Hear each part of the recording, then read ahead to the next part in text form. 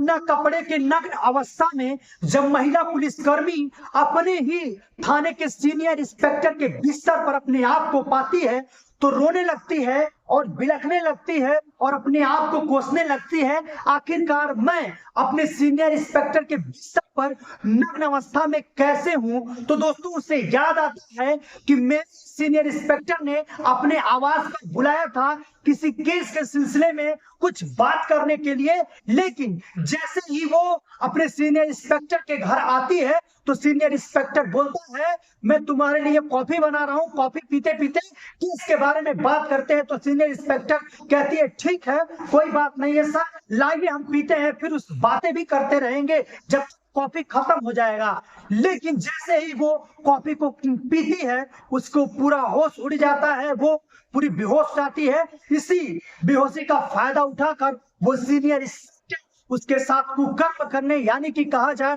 उसके साथ रेप या बलात्कार करता है और करने के बाद उसकी पूरी तरह से वीडियो बना लेता है।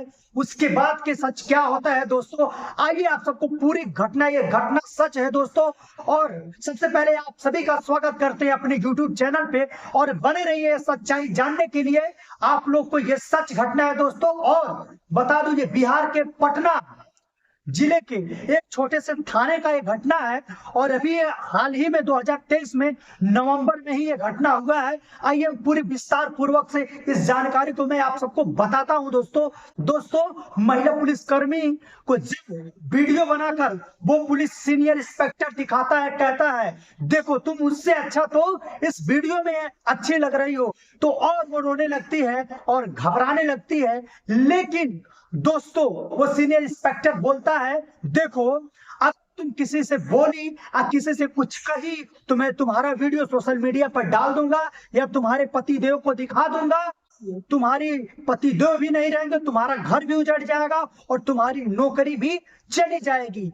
लेकिन दोस्तों फिर महिला के पास कोई ऑप्शन नहीं बचता, वो ना तो अपने घर बता सकती थी, ना ही किसी और से कह सकती थी, ना वो पुलिस कंप्लेंट कर सकती थी। इसी को फायदा उठाकर उसके एक दिन की बात नहीं, अब वो सीनियर इंस्पेक्टर इसी वीडियो के दौरान उसे हर रोज दिखाता और हर रोज अपने आवास पर, सरकारी आवास पर, जहां उसका सरकारी आवास था, जहां नौकरी कर रहा था, कुछ ही दूर पर सरकारी आवास से घर मिला हुआ था जहां वो रहता था, वहीं पर उसे बुलाकर गलत बलात्कार करता था, वो घिनौना काम करता था और हर रोज की बात है। लेकिन जब ये करते करते कुछ महीने बीत गए, कुछ दिन बीत गए तो महिला अचानक में प्रेग्नेंट हो गई और ये प्रेग्नेंट की बात जब अपने सीनियर इंस्पेक्टर से बोली सर मैं अब आपका जो दर्द है मुझसे नहीं सहा जाएगा क्योंकि मैं आपके बच्चे की मां बनने वाली हूं। जब यह बात सीनियर इंस्पेक्टर सुनता है तो उसे बहुत ही गुस्सा आता है और क्रोधित होता है,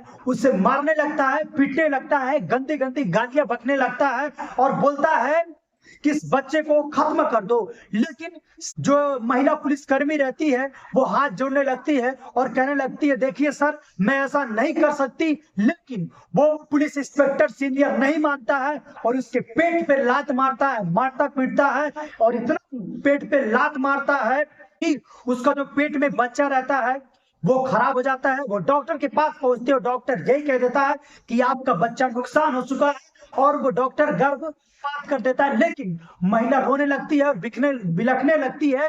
फिर उसी ने हिम्मत जुटाकर अपने पति को यह बात बताती है और मीडिया कर्मी को यह बात बताती है और उसी थाने के किसी बड़े थाने में ये जो सारी चीजें रहता है वो बताती है। उसके बाद उसका सच जो है सामने आता है। जब यह बात उस पुलिसकर्मी को, इस सीनियर इंस्पेक्टर को पता चलता है तो अपनी ट्रांसफर किसी दूसरे शहर यानी कि बिहार के सहरसा में करवा लेता है और सोचता है कि मैं इस चीज से बच जाऊंगा। लेकिन दोस्तों बात यही है, महिला पुलिसकर्मी जब उसके साथ पहला दिन ऐसा हुआ था, बताओ अगर यही हिम्मत उसने दिखाया होता तो शायद उसके साथ इतना बड़ा हादसा होता नहीं, इतना वो रोती नहीं, बिलखती नहीं और इतना बदनामी भी नहीं होती। लेकिन दोस्तों जब कुछ मीडिया वालों ने फोन पर उससे बात करने की कोशिश की सीनियर इंस्पेक्टर से तो बातें नहीं करता है, डायरेक्ट फोन काट देता है।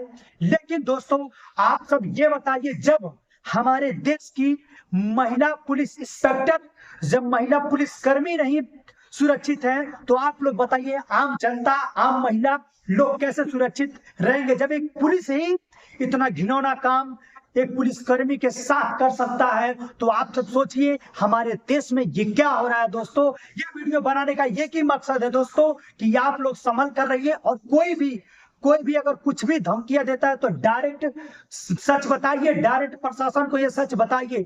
अब इस जानकर दोस्तों, यह जो घटना हुआ है पूरी तरीके से सच है, और इसकी जांच पड़ताल अभी चल रही है, क्योंकि इसमें अभी कोई ऐसा सबूत हाथ नहीं लगा हुआ है, लेकिन इसकी जांच पड़ताल चल रही है। देखते हैं आगे क्या होता है, लेकिन इस वीडियो का बनाने का दोस्तों एक ही मकसद है, आप सभी को जागरूक करना। अगर दोस्तों आप सब जागरूक नहीं रहेंगे तो आपके साथ भी ऐसा घिनौना हरकत हो सकता है। तो इस वीडियो के में समापन करते हैं, और वीडियो को शेयर कीजिए, चैनल को सब्सक्राइब कीजिए, ज्यादा से ज्यादा वीडियो को शेयर कीजिए ताकि और लोग भी जागरूक हों। धन्यवाद।